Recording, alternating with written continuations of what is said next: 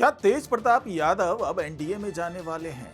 और एनडीए में भी क्या बीजेपी का दामन थाम सकते हैं, या फिर वो अपनी पार्टी के साथ एनडीए का हिस्सा बनने वाले हैं?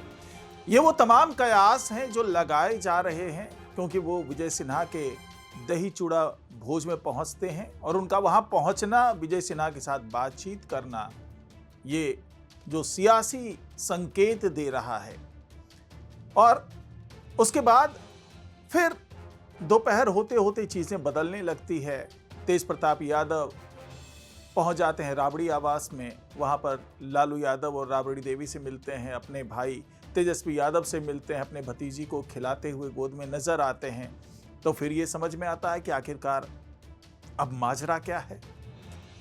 तो इसके पीछे एक छुपी हुई बात है, एक ऐसा संदेश है जो समझना आपको भी अच्छा लगेगा और आप भी जान पाएंगे कि आखिरकार ये तेज प्रताप यादव कर क्या रहे हैं।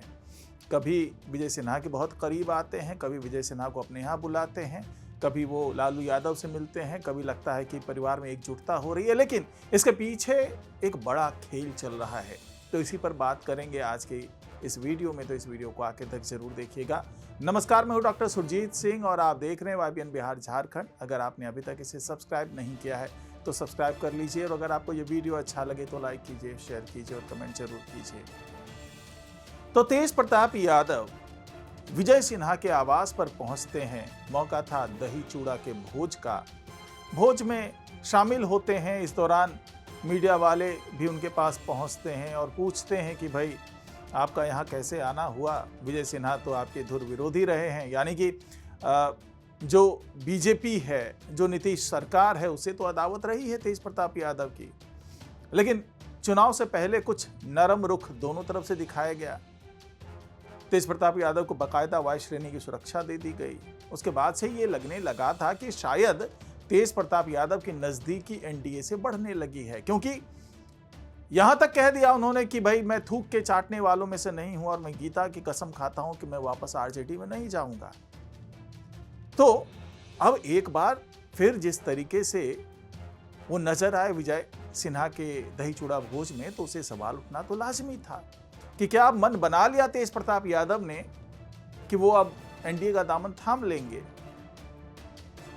तो उस दौरान विजय सिन्हा की तरफ से भी बातचीत हुई, तेज प्रताप यादव ने भी कहा, और दोनों की बातें लगभग एक जैसी थी कि भाई जो आपसी मतभेद है वो अपनी जगह है, राजनीतिक मतभेद अपनी जगह है, लेकिन सनातन धर्म का ये पर्व है और सनातन परंपरा के हिसाब से हर भेदभाव को मिटा करके एक जगह बैठ करके आनंद लेते हैं, तो इसमें कुछ गलत तो है नहीं।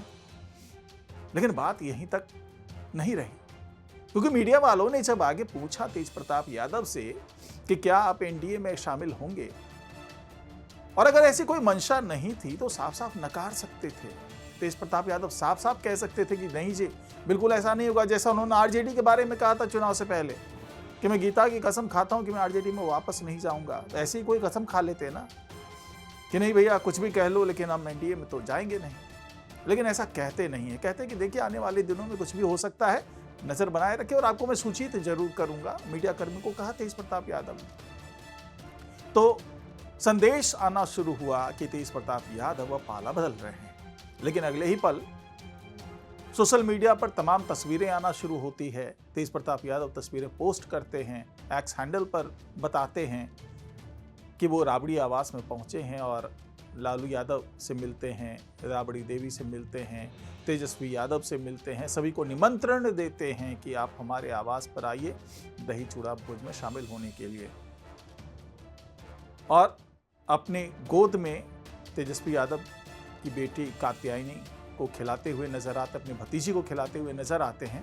तो उससे फिर ये सवाल उठने लगा कि क्या ये जो भेदभाव था, ये जो दूरियां थी, ये जो मनमुटाव था, केवल चुनावी जुमला था, केवल चुनाव तक ही ऐसा था, और अब सारी दूरियां मिट गई, सारा भेदभाव खत्म हो गया और अब एक बार फिर से शामिल हो गए। तो अब इस तस्वीरों के आने के बाद से नई बहस छिड़ गई कि तेज प्रताप यादव आखिरकार कर क्या रहे हैं, क्योंकि लालू यादव भी पहले दही चूड़ा का पारंपरिक भोज हर साल दिया करते थे, लेकिन इस साल वो भोज नहीं दे रहे हैं। तो क्या तेज प्रताप यादव के ही दही चूड़ा भोज को मान लिया जाए कि उसमें लालू यादव का भी समर्थन है और लालू यादव भी चाहते हैं कि तेज प्रताप यादव इस भोज के सहारे कोई ना कोई बड़ा राजनीतिक कारनामा कर दें, राजनीतिक समीकरण साध लें? क्योंकि लालू यादव और राबड़ी देवी को भगवान का दर्जा देते हैं तेज प्रताप यादव।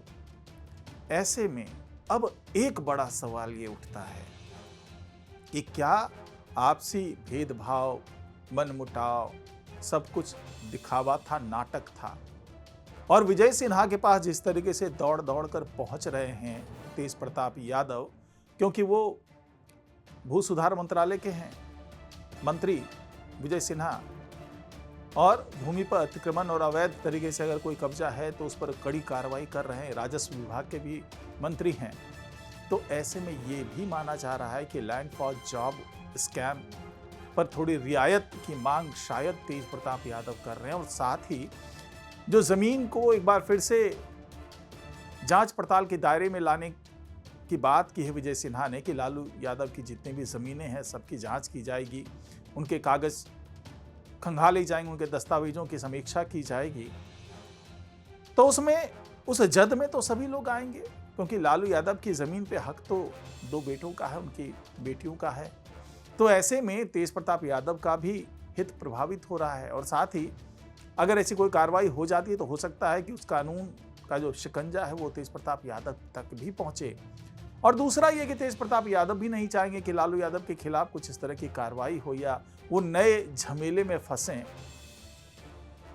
तो ये माना जा रहा है कि विजय सिन्हा के पास जिस तरीके से बार बार जा रहे हैं तेज प्रताप यादव, उनके भोज में भी शामिल होते हैं, उनको निमंत्रण देने भी जाते हैं, उनसे बातचीत भी होती रहती है, तो ये एक तरफा नहीं है। हो सकता है कि ये भी शर्त रखी जा रही हो कि तेज प्रताप यादव अपनी पार्टी के साथ एनडीए में आ जाए।